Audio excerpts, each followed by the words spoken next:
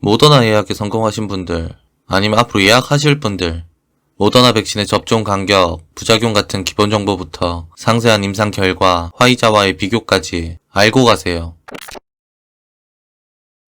안녕하세요. 연구원 김씨입니다. 21년 7월 12일 55세에서 59세 모더나 백신 사전 예약이 반나절 만에 마감되었습니다. 그래서 오늘은 모더나 백신에 대해 알아보려고 합니다.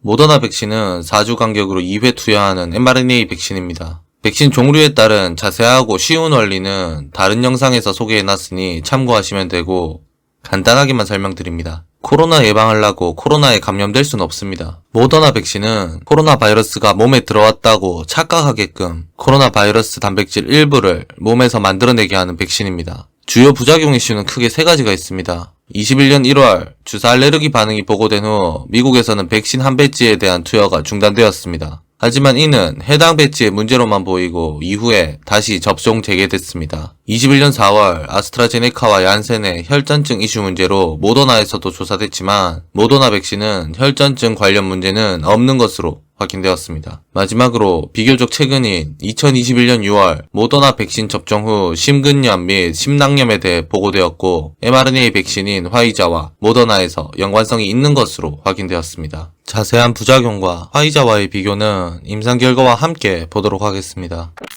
2022년 7월 발표된 일상 결과입니다. 18세에서 55세 사이의 피험자 45명에 대해 심각한 부작용은 보고되지 않았으며 2차 주사 후 43일까지 높은 중화항체 활성을 보였습니다. 2020년 10월의 발표에서는 56세에서 70세 그리고 71세 이상의 그룹의 모든 참가자에서 일관되게 높은 수준의 효과를 보여주었습니다. 이 말이 무슨 말이냐 하면 대부분의 연령에서 높은 효과를 보인다는 얘기입니다. 2021년 4월 기존 일상 접종군에 대해서 백신의 지속기간에 대한 데이터가 보고되었습니다. 결론만 간단히 말씀드리면 두 번째 접종 후 6개월 동안 지속되었다고 보고되었습니다. 그래서 모더나 백신이 6개월짜리냐? 그건 아직 모릅니다. 이때 기준으로 아직 6개월 정도밖에 안 됐었거든요. 그러니까 6개월 이상으로 생각하시면 될 것 같습니다. 21년 1월부터 진행된 일본 이상 결과입니다. 성인 200명에서 긍정적인 중간 결과가 보고되었습니다. 4주 간격으로 2회 백신을 접종한 참가자의 100%에서 높은 항체 생성률을 보여주었습니다. 모더나 백신은 일반적으로 내약성이 우수했고 심각한 수준의 안정성 문제는 없었습니다.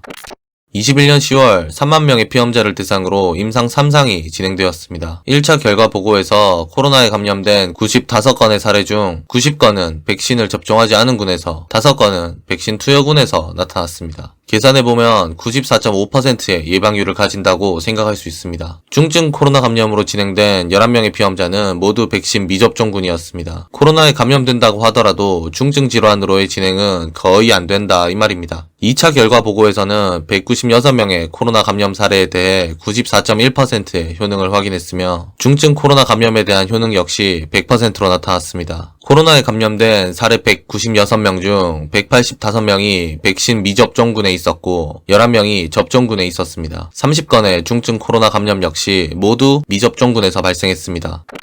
모더나는 특히 어린이, 청소년, 특정 환자 집단에서의 연구가 활발히 진행되고 있습니다. 21년 6월 청소년을 접종 대상으로 한 허가 자료를 미국 FDA에 제출하였으며 이에 따라 국내 청소년들도 모더나 백신을 맞을 것으로 예상되고 있습니다. 20년 12월에는 임산부와 면역 저하 환자를 대상으로 21년 3월부터는 6개월에서 12세 사이의 어린이를 대상으로 21년 4월부터는 신장, 간이식 환자를 대상으로 다양한 임상 연구가 진행되고 있습니다.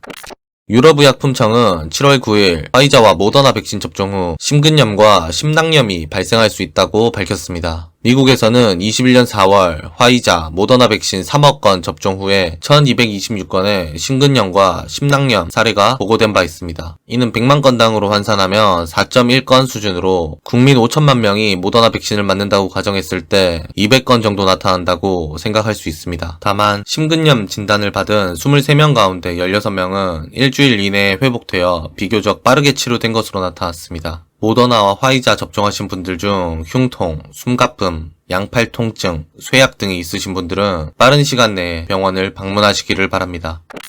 모더나는 그 기전이나 임상 결과에 있어 화이자와 굉장히 유사한 백신입니다. 두 백신 모두 같은 기전을 가진 mRNA 백신이며 4주 간격으로 2회 접종하게 됩니다. 94에서 95%의 우수한 예방 효과와 심근염 부작용 또한 유사합니다. 그 외의 내용들의 경우 사실 모더나가 더 우수하다고 생각되는 면들이 더 많습니다. 아니, 많았었습니다. 허가 당시에만 하더라도 모더나의 보관 조건은 영하 20도로 화이자의 영하 70도에 비해 비교적 안정적인 형태를 보여줍니다. 거기에 더해 모더나는 비교적 빠른 시간에 냉장 조건에서 30일까지 안정적이라는 결과를 제출하여 백신의 보급과 관리가 용이했습니다. 게다가 모더나는 임상을 통해 모든 연령의 성인에서 94%의 효능을 입증하였으나 화이자의 경우 허가 당시 고위험군인 65세 이상에서만 94%의 높은 효과를 나타낸 바 있습니다. 사실 이러한 얘기는 이제 다 옛날 얘기입니다. 화이자에서는 공격적인 임상과 연구자료 제출로 청소년, 어린이에서까지 임상 결과가 나오고 있으며 보관 조건 역시 냉장 조건에서 31일까지는 안정하다는 결과가 확인된 상태입니다. 변이종이나 부스터샷, 교차 접종에 대한 연구는 그 결과를 더 지켜봐야겠지만 사실상 현재 모더나와 화이자는 거의 동일한 백신이라고 생각하셔도 무방할 것 같습니다.